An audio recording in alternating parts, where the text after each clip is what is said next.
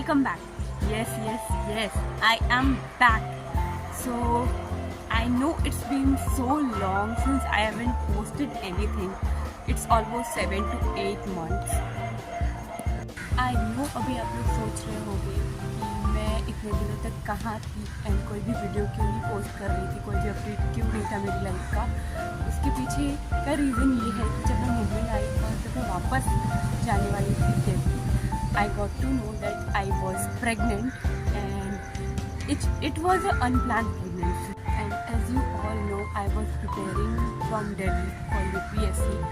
तो मेरे लिए ये बहुत ही ज़्यादा शॉकिंग था बिकॉज मैं मेंटली प्रिपेयर्ड नहीं थी इस चीज़ के लिए। Gaurav was also not ready for this, so हम दोनों के लिए ये एक बहुत बड़ा शॉक था एंड शायद सरप्राइज़ भी कह सकते हैं इसको।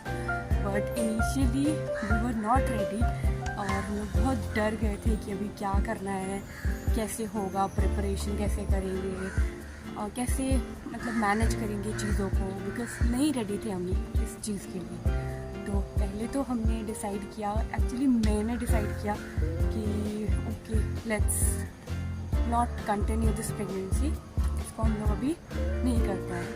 बट जैसे ही मैं हॉस्पिटल गई and I heard the heartbeat of the baby and मैं नहीं कर पाई थी, नहीं we will continue, I will continue और we got to know that we are having twins।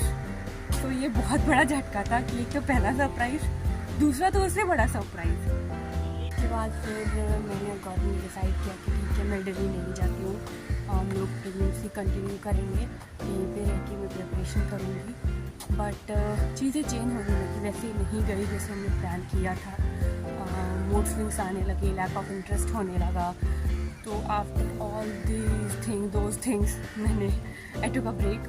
तो yes, I am a mother of 2 baby boy और now it's time to restart my life from scratch because now I also have responsibilities with my kids. So after all these responsibilities, I have decided to resume my studies as I have a responsibility for myself also. I know it's going to be tough, but it's okay. We will work very hard. वो कहते हैं ना, जहाँ चाह है वहाँ राह है। I am starting my day with some light exercises. Exercises मैं पहले भी करती थी, एज यू ऑल नो, आपने देखा ही होगा। But after 7 months of my pregnancy मेरे डॉक्टर ने मुझे कंप्लीट बेड रेस्ट के लिए एडवाइस किया था because there is a high risk of premature delivery in twin pregnancy. तो मेरी डॉक्टर वो रिस्क नहीं लेना चाहती थी, एक्चुअली मैं भी वो रिस्क नहीं लेना चाहती थी। तो मैं 3 months पूरे कंप्लीट बेड रेस्ट पे थी एंड डिलीवरी के बाद भी मैंने एक्सरसाइज स्टार्ट नहीं किए थे। और सो आज से मैं अपनी एक्सरसाइजेज और अपनी पूरी लाइफ फिर से स्टार्ट कर रही हूँ।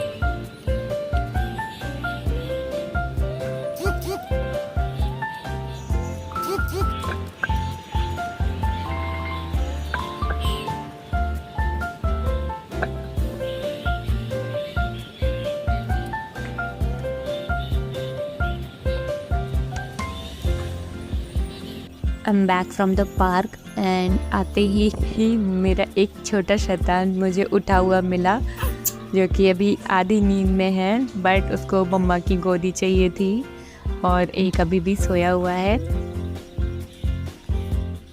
सो मैंने वापस से जक्ष को सुला दिया है और शावर भी ले लिया है खुद, ताकि मैं थोड़ा फ्रेश फील करूँ बिकॉज ऑब्वियसली इस मॉर्निंग में उतनी जल्दी उठने के बाद फिर वर्कआउट करके आओ एंड देन फिर बच्चों को संभालो तो बॉडी बहुत एग्जॉस्ट हो जाती है, थक जाती है। तो मुझे बहुत नींद आ रही थी तो मैंने पहले शावर ले लिया और अभी ब्रेकफास्ट बना के सबसे पहले ब्रेकफास्ट करते हैं। आज ब्रेकफास्ट के मेन्यू में है छोले एंड रोटी। ब्रेकफास्ट करने के बाद अभी भी बच्चे सो रहे थे तो मुझे लगा अभी मेरे पास टाइम है, इसी तरह मुझे थोड़ा थोड़ा टाइम निकाल के ही पढ़ाई करना पड़ेगा बिकॉज अब पहले की तरह मैं प्रॉपर शेड्यूल बना के कि इतना से इतना मैं पढ़ूंगी ऐसा पॉसिबल है नहीं बिकॉज छोटे बच्चे हैं, वो कभी भी सोते हैं कभी भी उठते हैं, they do not have a fix schedule. तो इसलिए मैंने सोचा कि अभी मैं पढ़ाई कर लेती हूँ। तो अभी मैं स्टार्ट कर रही हूँ क्लास 12th की NCERT पॉलिटी से। अभी मेरे लिए चीज़ों को पढ़ना एंड याद रखना बहुत मुश्किल हो रहा है, बिकॉज मैं नहीं रख पा रही। मैं एक लाइन पढ़ रही हूँ, तो जैसे ही मैं सेकेंड लाइन पढ़ रही हूँ मैं ऊपर वाली लाइन भूल जा रही हूँ। तो इसलिए मैंने एक तरीका निकाला है कि मैं एक पॉइंट पढ़ूँगी एंड देन उसको कंसोलिडेट करके पॉइंट बनाऊँगी छोटा सा, एंड देन उसको मैं रिवाइज़ करूँगी। रिवाइज़ वो भी लिख के पढ़ते पढ़ते टाइम में एटलीस्ट 8 से 10 बार मैं एक ही पॉइंट को लिख रही हूँ, ताकि मुझे ईजी पढ़ने में, याद रखने में, बिकॉज मैं नहीं रख पा रही हूँ याद। तो मेरा ये तरीका है। आपका क्या तरीका होता है? अगर आप कोई चीज़ बोलते हो या नहीं पढ़ पाते हो, याद रखते हो, तो प्लीज़ मुझे कमेंट करके बताना, शायद वो मेरे लिए हेल्पफुल हो। सो आज के लिए इतना ही। आगे की मेरी जर्नी जानने के लिए प्लीज़ मेरे साथ जुड़े रहिए, अपना सपोर्ट बनाए रखिए। Thank you so much for watching. Bye bye, take care.